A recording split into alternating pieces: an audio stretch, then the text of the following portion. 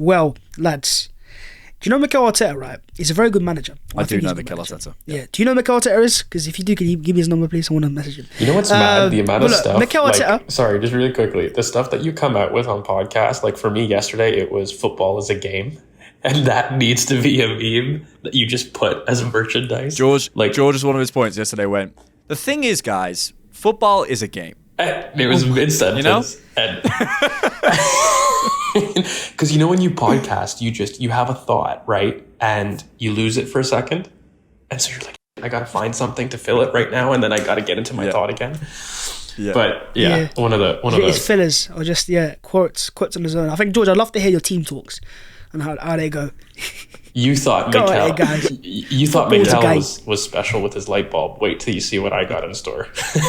Okay. Maybe the Patreons can find it. Listen. Let's talk about Mikel Arteta's ability to coach players that are seen as failed wonder kids or players that haven't quite lived up to their potential.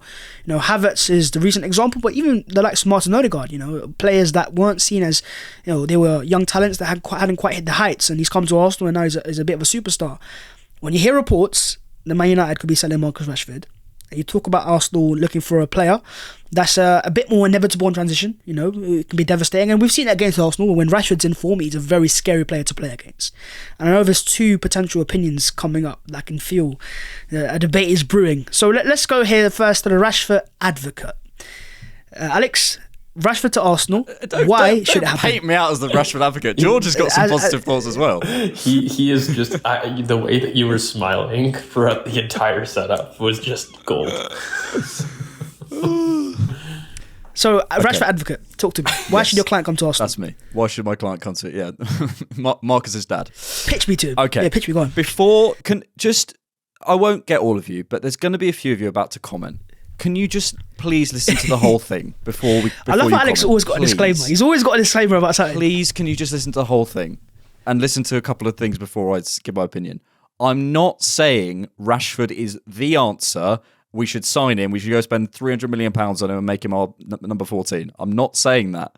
I'm just saying that there's a conversation to be had about Rashford. Okay, so what are Arsenal missing from their forward areas? So that said, what are Arsenal missing from their forward areas?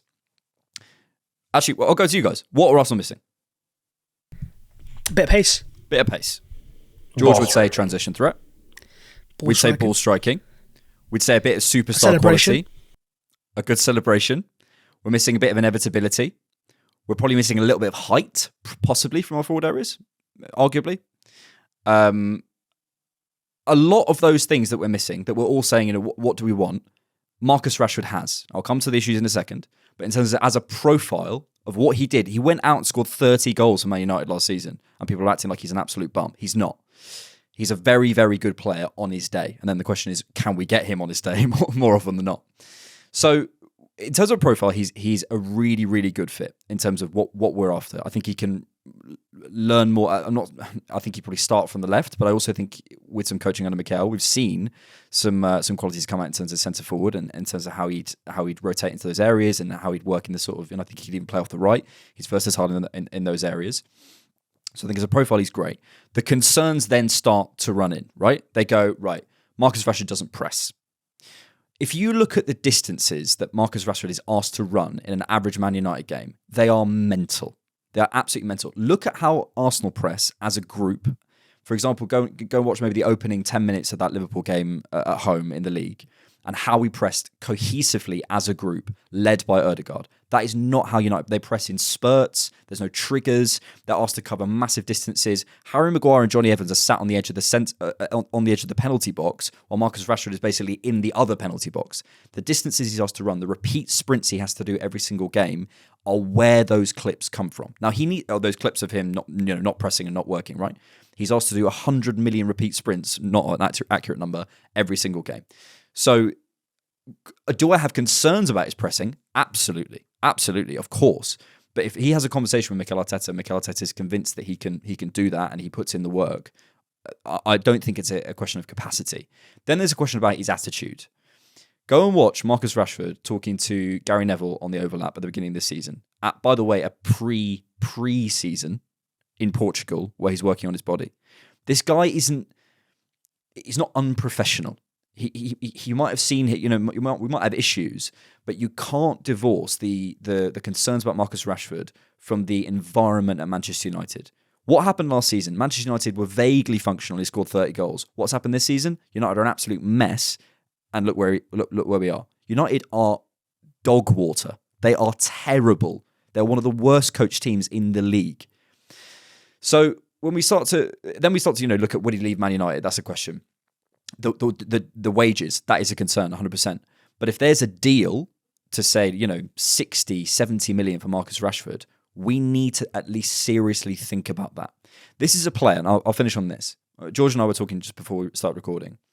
Who are the players in the league that we go, he's going to kill us today? Kevin De Bruyne, Marcus Rashford. There must be more players than that.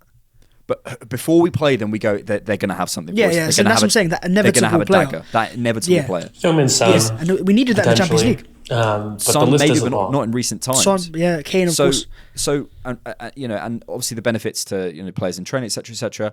As I said at the beginning of this, I'm not saying that I'm not saying you go out and do it. I'm not saying you spend 100 million. I'm not saying you put him on 400k a week. I'm not saying you do it if you're concerned. I'm not saying if Mikel meets him and the vibe isn't there, it isn't there. I'm not saying you go out and do everything. But there's some people who hear the name Marcus Rashford and just go, no, not doing it, without even thinking about environments. Environments are king. In football, environments are king.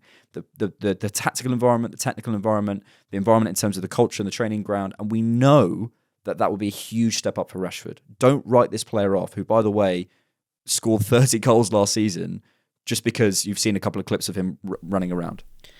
Yeah, it is weird because, fans will say, why are we saving players? We did it with Havertz in a sense, why are we saving? But maybe it's because Mikel sees value. Yeah. He sees a player that, cost me £65 million in Havertz, but he goes, if this guy was in form in the right environment, he'd cost me a lot more.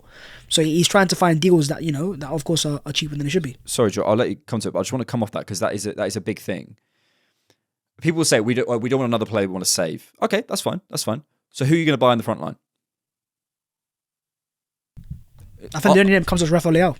In terms of similarities. So, and it's not as if there's some player out there that we go, oh, okay, well that guy gives us inevitable superstar quality. That guy gives us the fear before games. That guy is guaranteed Premier League proven. It's not as if there's no question marks about any other players. If there was if we were talking about another midfielder than Declan Rice last summer, then you go because Rice is the answer. But we're not sat here going, yeah, that is the obvious forward. We were all sat here 12 months ago going, Declan Rice is the obvious pick for Arsenal's midfield. It's the obvious shout. There isn't that in the forward areas. So people say we don't want to save this player. That's fine if there was some huge, great list of superstar players that we could go and sign that might make sense for us and are exactly what we're missing in the forward lines. Mm-hmm. So, George, should we go? And I think what Alex is saying is consider Marcus Rashford. You have to listen. Yeah, exactly. You simply have to listen. I'm not propping him up either. I think that if you want to be objective, okay, you can't be intellectually dishonest. If you look at what the front line is missing, searing pace, incredible ball striking, and somebody with a potential to lead a forward nine with a certain amount of transitional inevitability. Marcus Rashford has all three of those things. Those are the most important things missing from the front line. Then the question becomes value. The question becomes what's the fee that we're talking about? Anything, I think around £65 million is my limit. I wouldn't like to go above that. And then you have to start to ask yourself, okay, from a wage perspective, $325K a week, would he be willing to accept a wage cut? Because I don't think he's worth the wage that United were giving him. I think the questions that you ask with Marcus Rashford are different questions to what you would ask for a prospect. And, part of the issue is Marcus Rashford has been in the cold for the last couple of years. And despite that, still exceeded. That's a big point for me when you talk about character. When I look at what that type of player could be in a functional system with being able to run less and being able to focus his talents in particular game moments. I look at his injuries. He's injured because he has to run a football pitch consistently. And, he's been playing for a team, by the way, that have used and abused him. And I don't think that he's ever been properly supported. So in that sense, there's a part of me that looks at it and says, there's a very used BMW aspect to this. If I'm going to go buy a used BMW, you're going to buy a brilliant car. Now, could that car have an accident, a Carfax? That means that there's something a little bit wrong with it there. The pressing, can you change it? I don't know. It's a risk.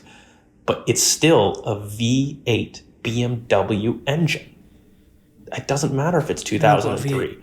Well, of course. Used. But I mean, so that's not bad. It's not bad. It's not bad. So look, that's how I do it. That's how I'm approaching it.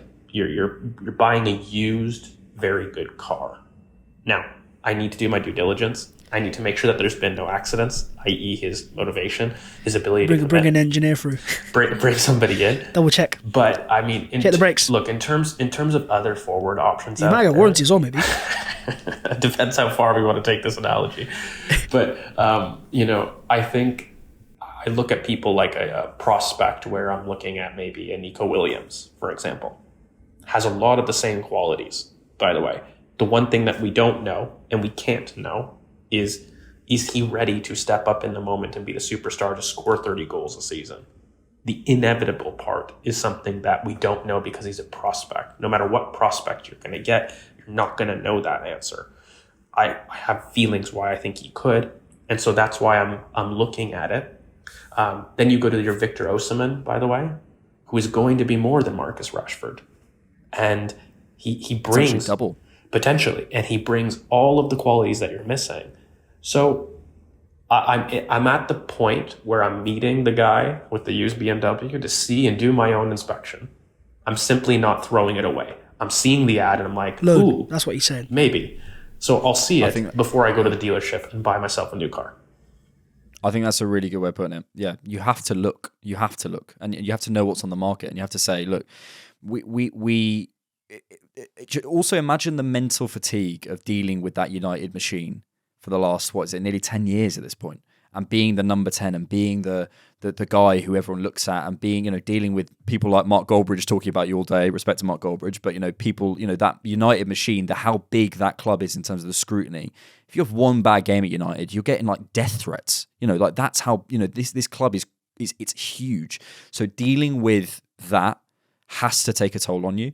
And I think George has put it perfectly. You can't just chuck it away without thinking about it. And if the deal is right, and my big thing is, what I would love is to hear that Mikel met with the agents, or Edu met with the agents, or they met face to face and they had a discussion, and then I'm okay with the outcome either way, because I trust the talent ID. I trust it either way. But if the idea that we're just going to let him, wander off to PSG and live out the rest of his days, we have to at least be talking about it. Yeah, he's a player that we're going to face again this season, and it's going to be massive in the title running. He always finds a way to play against Arsenal and score against Arsenal as well. But that is a game that Arsenal could potentially actually clinch a league title if things go to plan. First, before that though, we have to go to Spurs, and Spurs isn't always easy. Last year we might have won there, but in the past we've struggled. So, initial thoughts going into this massive gargantuan game. Confident. Okay. Stop sitting there with this low shoulders. We got to be humble. We got to do this. No, take your food. Stop playing with it. Okay. And have a little bit of cojones. Like, can we stand 10 toes down as a fan base and stop doing this humble gimmick? It's really annoying me. Factually speaking, Alex. Okay. Factually speaking, you're talking to a Spurs, by the way, that have not played for 2 weeks. You're talking to a Spurs, by the way, that have, their last memory is losing 4-0. You're talking to a Spurs, by the way, that are injured, potentially out with their starting fullbacks. Do not come to me and tell me that starting fit Arsenal 11 should not be able to do the business against this Spurs team, who, by the way, suicidally play a high line and look to meet you and are not like every other team. Let's look at the previous Spurs encounter. The reason that went to quote-unquote shit is when Declan Rice comes off the pitch. So I don't want to hear when he was on the pitch, and that wasn't even our starting 11, okay? When he was on the pitch, it wasn't a contest. So I'm not sitting here doing it for no reason. I think the game model really suits us. I think when you start to look at how horrifically high their line is and how poor their midfield distance is, You're going to see spaces. They're not a team that, for me, is able to be compact in a mid-block and defend well, and certainly don't have the outlet threat of Udogie, and they certainly don't have potentially a fit Pedro Porro. If he starts, that's him coming back off injury. He's not well. And the fullbacks are so crucial to Ange's system. So not only are we facing a Spurs that I think are injured, but yeah, you know what? Sorry, guys. If Arsenal want to win the Premier League title against Pep and Klopp, you have to start baring your teeth and showing a bit of grit. Stop approaching games being the underdog. Be the favorites, embrace being the favorites, and go out there and take what is owed to you. It's one of those games where I totally agree, because I think Spurs is a team right now where people look and go, okay, they're probably the best side we're going to play until the end of the season in terms of coached, and of course they're the highest in terms of where they're playing as well. But I look at it when you compare them to Villa, and they're nothing like Villa. They won't be pragmatic, and I think the fact that they play their style of football is amazing for them, but it's naive. And against an Arsenal side, I wonder how Mikel approaches this game. Is it how George says, with chest up, look, we're better than Spurs, we're going to blow them out of the park? Or is it just a little bit, you have to show respect because they've got certain players that can hurt you with Son as well, and a bit more pragmatic just to get the result. Alex, how do you think Mikel approaches this game? See that clip of Thomas Partey on Caicedo, excuse me, where he just lets it run. Caicedo's jumping. Nice. That's what's going to happen. We need players with balls who are going to step up and go, yeah, come at me. See ya. We need to know who we are. I completely agree with George. I think this is a game that, like last season, I would have really worried about, because we I think back to that Rob Edwards quote about being able to play different games. We can play all sorts of games. We can play running games. We can play tactical games. We can play, but this is going to be a find players in behind, not a game for Jorginho type game. It's going to be that simple. So put the right players on the pitch, go and get the job done, and I think we'll be fine. So, massive game. I just want to quickly get your predictions, because we're all confident for the victory. I said yesterday in the podcast, 2-0 Arsenal. We have gone 6 games without conceding an away goal, and I think if Raya gets one more clean sheet, then he guarantees the Golden Glove. So what's your score predictions? Goals. That's the North London derby. I think 3-1 is my... Okay, 3-1. That's normally a generic Arsenal North London derby scoreline, so it's not a bad shout. I think I said 4-2 for Chelsea. I thought there'd be goals, but I didn't think it would be. Didn't think it'd be like that. I also think there'll be goals here.